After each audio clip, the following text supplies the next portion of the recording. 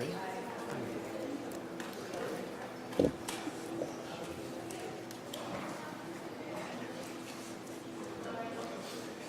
Good morning, everyone. I'm glad to join Minister Lecce and MPP Pierre at the Climbers Rock to kick off both Mental Health Week and Education Week with today's announcement on how our government is supporting the mental health of our students. I'd like to give a special welcome to Kathy Hay, the CEO of Kids Help Phone, to Rashad Vahid, CEO of CMHA of Halton Region, and John Reynolds, Chair of Joseph Brandt Outpatient Care. We know that ensuring children and youth have access to timely and appropriate mental health and addiction supports is essential to helping them on the road to better health. This includes enhancing mental health supports in our schools to prevent mental health issues and identify and intervene early when they happen. And it means measuring that there are strong linkages to community-based mental health care services so that students get the right care at the right time and in the right place. It also means investing in strengthening community-based services, including innovative initiatives such as youth wellness hubs, low-barrier supports like the One-Stop Talk virtual walk-in counseling services, and programs for eating disorders. We're better connecting young people to the services that are convenient for them, including strengthening the continuity of mental health care and youth in school in the broader community.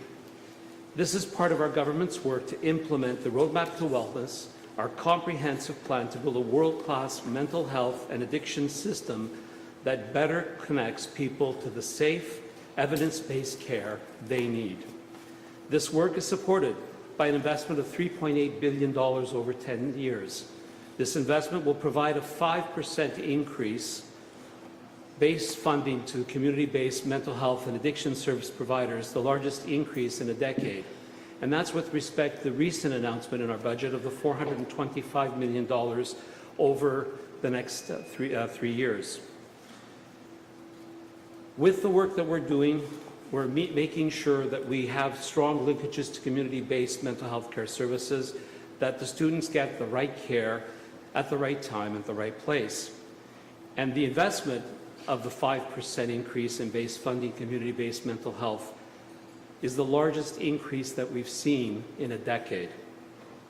In closing, I'd like to express my sincere appreciation to everyone in our education system for everything you do to help young people maintain good mental health and provide them with the assistance and resiliency skills they need to face their challenges. Our government will continue with our partners to ensure students have access to the mental health resources and the supports they need when and where they need it. Thank you on behalf of myself and our entire team, and I'll now invite Minister Lecce up to say a few words.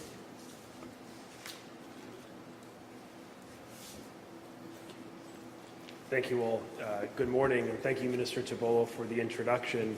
I also want to thank our partners with us today, thank our hosts at Climbers Rock here in Burlington, note and welcome the Mayor, as well as many partners who are with us today for this positive announcement. I also want to thank former MPP Jane McKenna, who is with us today. You know, a few years ago, MPP McKenna reached out to me one night asking me to call a mom in her community, a lady who had overcome an incredible level of adversity in her life. And so that night, on Jane's request, I made a call to a mom named Natalie Pierre, private citizen, advocate, and someone who has faced a great deal of darkness in her personal life. And Natalie's message to me was a message of hope, that if we work together to strengthen the literacy, the mental health literacy of our children, and we increase the funds and the supports, we can literally help save lives. And today, here we are in Burlington, no less, with now MPP Natalie Pierre, an amazing advocate, and someone who is leaving a positive legacy in her son's life. And we are so humbled and proud to be with Natalie, her husband, their friends, and the people who loved Mike to leave a legacy in his name.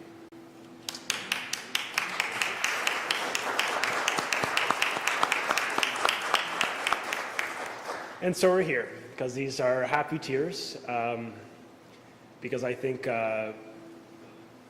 we see the light in that darkness, and that we're able to stand strong, united today, to save lives, to make sure that no parent has to face that, the tragedy that was their story. And we have an ability as members of governments to leave legacy through good public policy by strengthening the literacy, the curriculum, the supports in place. And that's exactly why Michael, why Natalie, and why I are here today. Because we recognize that mental health is foundational to the success of a child. Yes, in academics, but well beyond that. And it's why we have systematically stepped up our supports. You know, since we started in 2018, funding has been increased by 555%. That is a significant benchmark, a significant increase, no matter how you see it. We're talking about $114 million more of investment in our publicly funded schools. That's amazing. But I also recognize the moms and dads watching today who see their kids suffering. That is not enough. We have to do more, and it's why we together, Minister Thibault, MPP Pierre, and I, are sending a message that we will continue to be there in support of our children and our communities who face incredible levels, increasing levels of mental health affliction. Now, we are spending more than any province in the country. We recognize the need to strengthen literacy. It's why just in a week, last week, when we brought forth over the past weeks the Better Schools and Student Outcomes Act, we brought forth an act specifically for the first time that mentions mental health in the Education Act. We brought forth this legislation in part to give the Minister of the Day the authority to set priorities, including mental health across the board, to ensure student achievement. Because we all know mental health and well-being are the foundations of student success. So we're going to ensure new educators now have more detailed and focused training on student mental health and special education, something that I know Minister Thibault and others have strongly encouraged us to do, to make sure that our educators in the front of class are better positioned to help our kids. And so we will help strengthen the literacy for those educators as well. We know students today more than ever are facing real challenges when it comes to mental health. Eating disorders and depression is at a level we've not seen in our society. Self-doubt, anxiety, and bullying, especially online, is facing so many kids. You know, nearly half of students in grades 7 to 12 said that they wanted to reach out to someone about a mental health problem during their first year of the pandemic, but they simply didn't know who to turn to. We know we must and we can ensure that this is no longer the case. Our young people need to know that they are not alone and that they can get the help that they need. And so today, on behalf of my amazing colleague Natalie Pierre, who brought forth a motion months ago, calling on Parliament to step up and to leave a legacy that saves lives because of Natalie's leadership, and I mean this, if not for the work Natalie did, pressurizing government, working with the ministries of health and education, we wouldn't be here today. And so I want to thank you for your strength and your courage and your determination, Natalie, to make sure that every child is better off.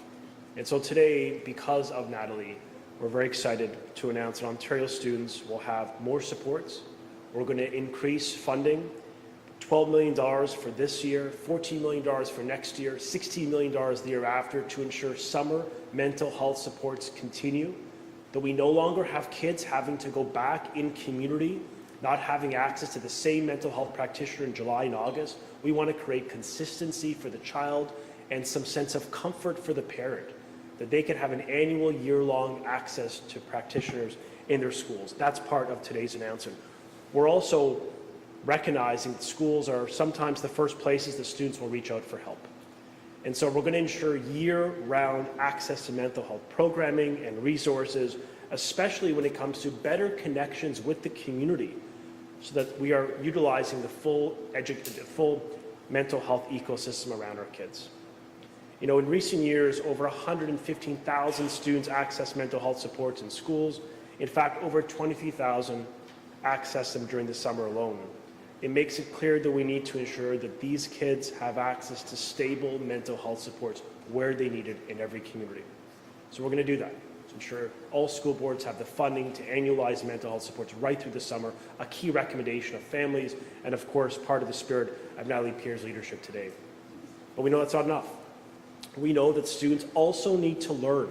To grow and thrive in education environments, they need to be more literate when it comes to their mental health. And while Ontario is a leader in developing the most comprehensive mental health education in the country, we recognize today part of Natalie Pierre's motion and her call to arms for all of us to step up is that we're going to go further.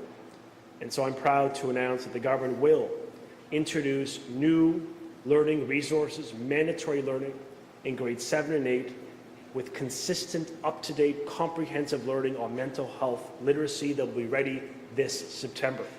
This additional learning will be aligned with the health and physical education curriculum. And to make sure we get this right, we're going to be relying on experts, leveraging the experience of School Mental Health Ontario with the advice from CHCH to develop these learning modules which will be consistent across Ontario. Because it's about helping students learn the relationships between mental health and mental illness, to help manage stress, for young people to manage multiple projects, to identify actions to counter stigma, and really, most fundamentally, where they can turn for support. We'll also be strengthening learning on mental health for high school students as well, because in Natalie Pierre's motion, it calls on an elementary and a high school fix, a gap that she perceived that existed within the education curriculum. And so today, on behalf of Minister Thibault and Natalie Pierre, we're proud to also be announcing we will be adding new mandatory learning expectations in the grade 10 career studies curriculum with respect to mental health literacy and promotion, so that students in high school at a slightly older age will be better positioned to recognize the signs of being overwhelmed or struggling with anxiety, knowing where to turn to locally for assistance both in community and in their schools. The mission is to create a personal toolbox of skills that a young person could utilize in their life, in their jobs, and in the classroom. And I think this is fundamental to creating more usable, practical learning that can help young people be resilient and to overcome the daily obstacles that is life. Because our goal is to ensure students have the tools they need, with a focus on understanding how a healthy mind and body is critical to long-term academic and lifelong success. And while we're continuing to emphasize mastering the fundamentals of reading, writing, and math, we know mental health is the first step towards a successful student. And so going forward, we're going to continue to work with the mental health partners who are present and those across the country, as well as our leaders in the Ministry of Health, to ensure that our communities have the supports they need, a more holistic, aligned sector where we're able to provide services in communities as well as support kids in our schools. It's about connecting students to the knowledge and the mental health they need. And it means helping them discover a healthy, balanced lifestyle. And it also means participating in activities, overcoming a sense of angst. There's a reason why we're at a rock climbing facility today. You know, it speaks about the sense of perseverance that can come, the idea that in difficulty we can triumph with a sense of hope and optimism. And that is why we're here today. It's why we're in Burlington. It's why we are standing with Natalie Pierre, because she is the physical manifestation of hope and optimism, of strength and courage. And we're very grateful, we're humbled to work with her, to have delivered on this. It would not have been done if not for her exceptional leadership. And it's why I'm very honored to introduce her to you all today. Thank you so much.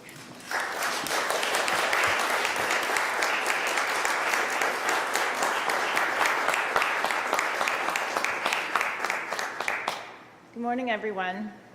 Thank you, Minister Lecce and Minister Thibault, and thank you for our esteemed guests who have taken time out of their busy days to join us here today.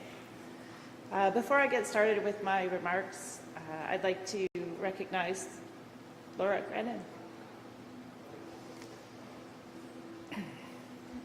Laura is a Burlington constituent, and an avid supporter of student mental health. I told myself I wasn't going to cry, but who has been by my side since the very beginning of this initiative.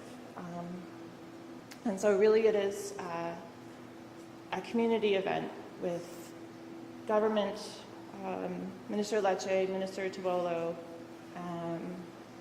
and others in the community here today who've come out to support this initiative. So as many of you here today may already know my family story. For those who don't, almost 6 years ago, my 17-year-old son took his own life. Mike seemed just like any other student. The day before he died, he took a university campus tour. He worked a few hours at his part-time job, and he got together with friends. The night before, he went to a school dance. Thank you. Anyone seeing him would have observed a normal, healthy teenager. But we know now that was not the case. In the months and years that followed, I was shocked at just how many people, colleagues, family members, friends, neighbors, lawyers, teachers contacted me and came forward to share their own personal experience with mental health struggles and how they suffered in silence. I decided we needed to do something about that. We know teaching literacy is what our schools do best, and so I began to advocate to teach mental health education in the classroom, just like we teach math and phys ed. I knocked on doors, I made calls, sent emails, sent letters, and then late one evening in 2019, the phone rang. And it was Minister Lecce. So just a mom, just a private citizen, and I received a call from Minister Lecce inviting me to participate in an announcement at the Centre for Mental Health and Addiction in Toronto to announce the doubling of funding from this government for student mental health supports in schools. It was clear this government was listening. It was clear this government cared. Fast forward a few years, and I decided to run to be the MPP for Burlington, to advocate for more change, and here we are today. I'm proud Ontario is leading the way as the first province in Canada to make mental health education required learning in schools. Our approach is proactive, practical, and evidence-based. It reaches students where they're at and at a time in their lives when mental health issues often emerge. And it's my hope that this will prevent tragedies like the one we and many other families have experienced. I'd like to thank Minister Lecce, the people at the Ministry of Education, and my staff who have worked tirelessly on this initiative. I'd also like to thank my caucus colleagues for their overwhelming support, including Premier Ford, Ministers Tobolo, Jones, Bethlen Falvey, Dunlop, and Fideli. Today's announcement is about the future. It's a good news message. It's about providing the tools for young people to manage their mental health. It's about hope. And it's about how we move forward. Thank you. I'll pass it back to Minister Lecce.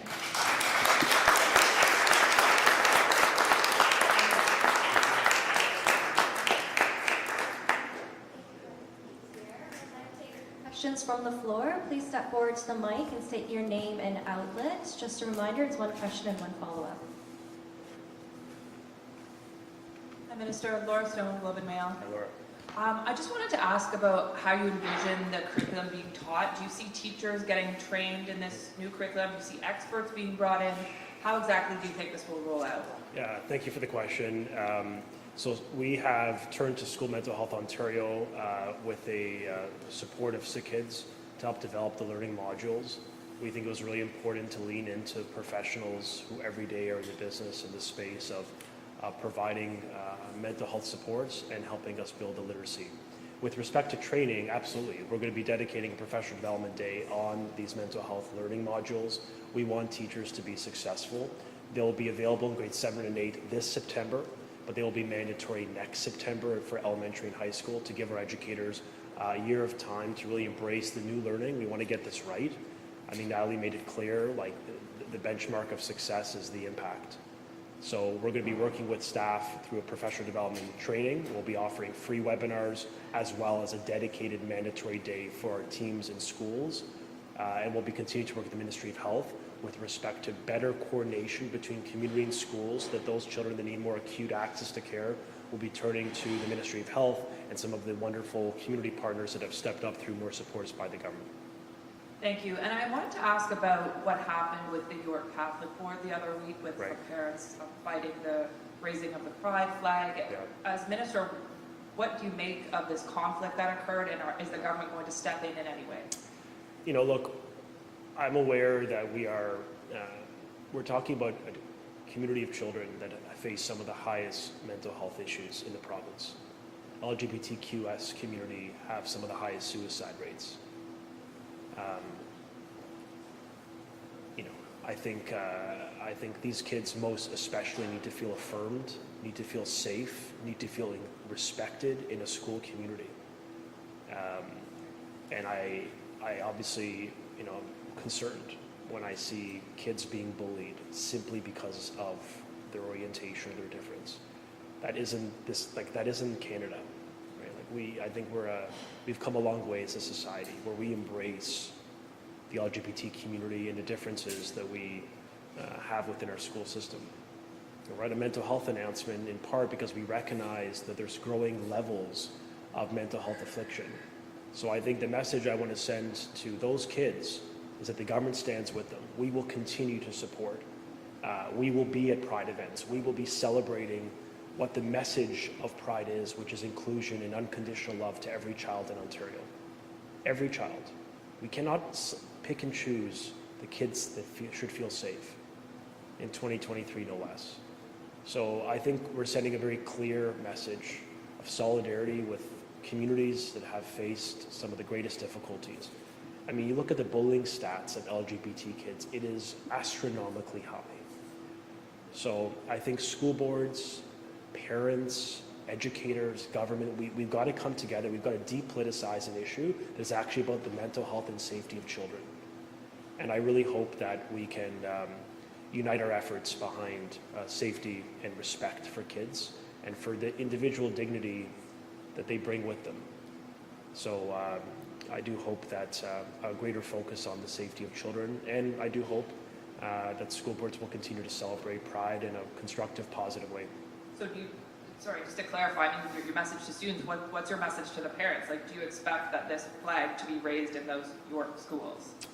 I believe that raising Pride flag has been a tradition that's been done all levels of government, all politicians of all stripes for many years. I think it's something that's done to send a signal of respect and inclusion, and I would welcome that in publicly funded schools. I do think it's important that we remind ourselves that some of the kids in question are the ones who have the highest rates of suicide.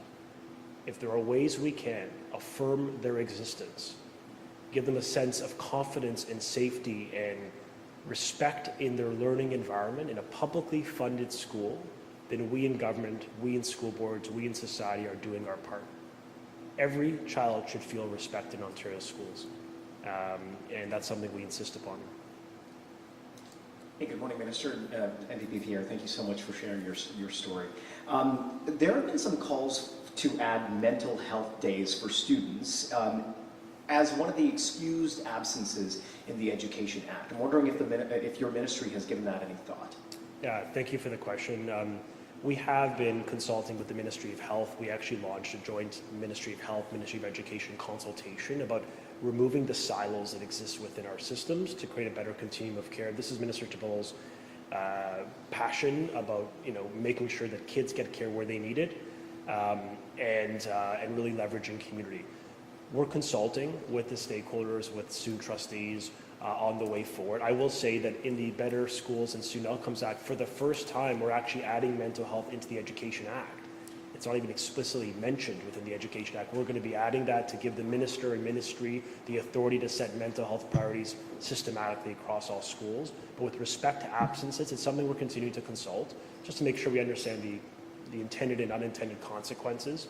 But of course, our aim today is just to give a sense of assurance to kids that if they are facing difficulty, they will have now new supports, more investments, summer options for care, and more literacy, so that they themselves know where to turn to and how to manage the stresses of life as a young child in the country. Okay, and on education negotiations, it's been a long time since we've heard really any movement on this. I'm wondering what your time frame is for actually securing all of the contracts, because I believe none of the teachers' unions actually have any contracts, if I'm not mistaken. What is your timeline for actually finalizing them and having them all done? Is it going to be done before the end of June, as an example? Yeah, I think we want to get these done immediately. I mean, parents deserve a sense of predictability for September. We want to keep kids in a stable, positive, safe learning environment through the rest of this year and frankly every year after years of instability in their lives. So we've called on our education union partners to accept private mediation. It has been a tool that has been used in the past with CUPE, for example, that got us to the finish line. It's a neutral party creating pressure on all of us, unions, the government, the school boards, to get a deal done. I'd like to get these wrapped up before the school year. It does require all the parties to embrace that spirit. The government's going to stay at the table. We've met with the unions over 100 times to date, teacher unions specifically, and we're committed to getting that deal. We've just met with the education unions as recently as last week. We'll be meeting with them literally almost every week over the coming weeks.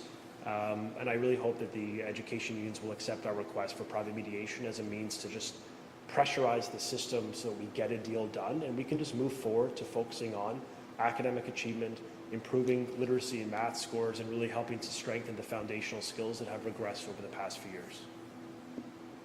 Good morning, everyone. Jason Goodall, CHCH News.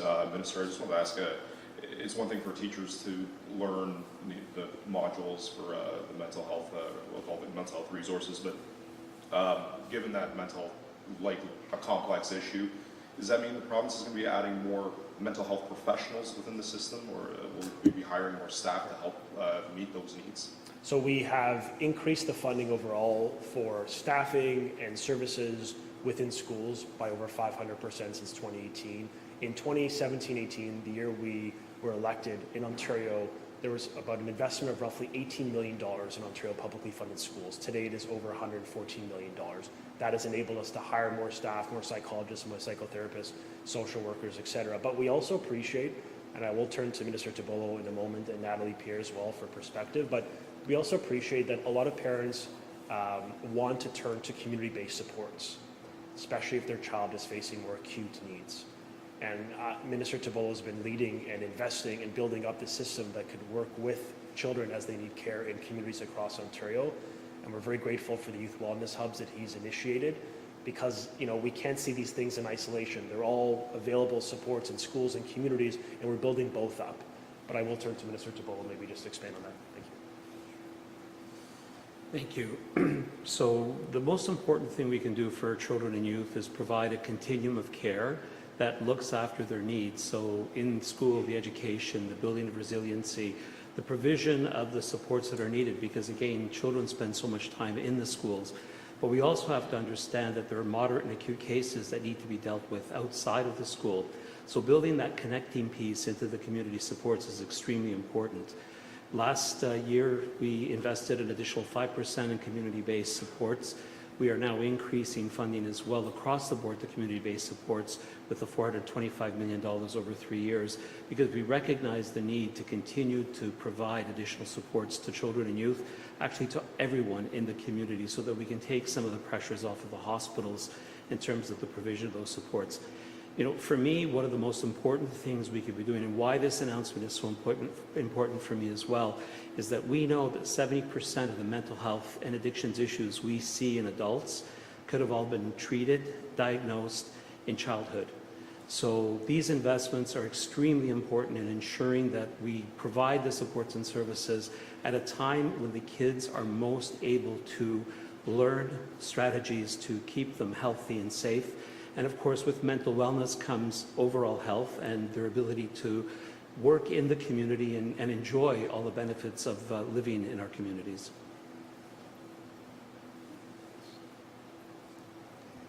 Thank you. Oh, sorry, I thought you were going to say, add something, but I guess my last question is, does every school have an on-site psychologist on top of, I guess, the resources that the learning resources that they'll have? All schools have access to mental health practitioners based on needs. Many of these staff will move to schools based on where the capacity requires it. We've increased staffing, we've increased funding by over 500%, and today we're strengthening summer learning as well as literacy and mandatory curriculum expectations when it comes to mental health to build a more resilient young citizenry where they know the tools to manage stress, anxiety, and they frankly know where to turn when they can't manage that stress or angst. And I think that's the message we're sending. Yes, one of more people, more funding, and more learning associated with mental health promotion and prevention, to Mr. Tabolo's point. And when this issue first arose many years ago with Natalie, the aim was to make sure that we build upon the mandatory learning in Ontario when it comes to mental health curriculum. But there were still some gaps, particularly for high school kids, where they know specifically who they can turn to in their school communities, their school boards, and their community when it comes to mental health support. So today we're closing those gaps. We're setting higher standards, and we're frankly improving the mental health knowledge within Ontario publicly run schools for every child starting this September. Minister, I just wanted to clarify about the York. Well, come on. We're in Burlington. No, just I hear your support for these LGBTQ students. I hear your support for the flag. Are you going to direct boards to fly the pride flag? School boards work with parents. These are decision points local communities make. But I think what you're hearing from me is a support for actions they can take to create inclusive, safe places. And pride flag raising has been done for many years across all levels of government, all parties. There's strong support for sending signals of support and inclusion for these communities. And we're at a mental health announcement today because we recognize that they have some of the highest mental health difficulties. And so every one of us should do our part to create an inclusive space for children. And I really hope that schools will do their part and see this as a positive exercise to help elevate our knowledge and our respect for differences in schools. This concludes our press conference. Thank you very much for joining us today.